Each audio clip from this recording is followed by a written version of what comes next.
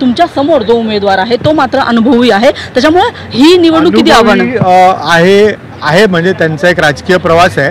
पण ही निवडणूक पदवीधरची निवडणूक तेही पहिल्यांदा लढवत आहेत, मीही पहिल्यांदा निवडतोय आणि ही वेगळ्या प्रकारची निवडणूक असते। त्यात नोंदणी असते, त्यात मतदारांना बाहेर बोलावण्याचं आव्हान असतं।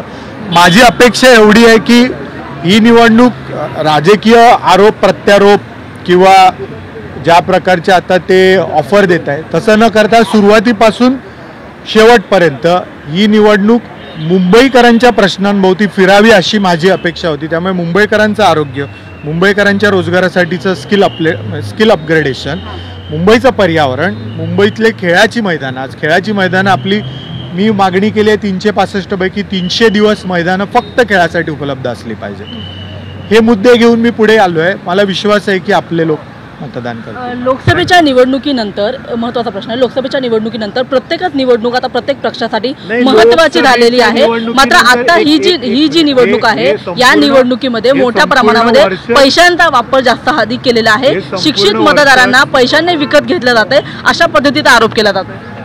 निवडणूक आहे, आरोप प्रत्यारोप होणार, हे संपूर्ण वर्ष महाराष्ट्रासाठी निवडणुकीचंच आहे।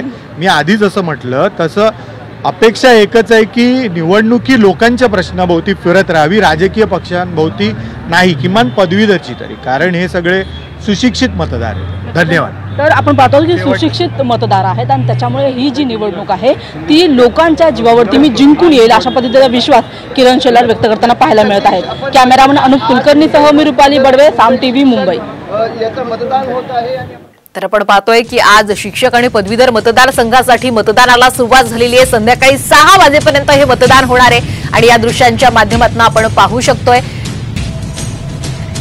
आणि आपण या दृश्यांच्या माध्यमातून पाहू शकतो की दराडे यांनी आपला मतदानाचा हक्क बजावलेला आहे। शिवनाथ दराडे हे यावेळी भाजपचे उमेदवार आहेत। मुंबईत शिक्षक मतदारसंघातून ते निवडणुकीच्या रिंगणात आहेत।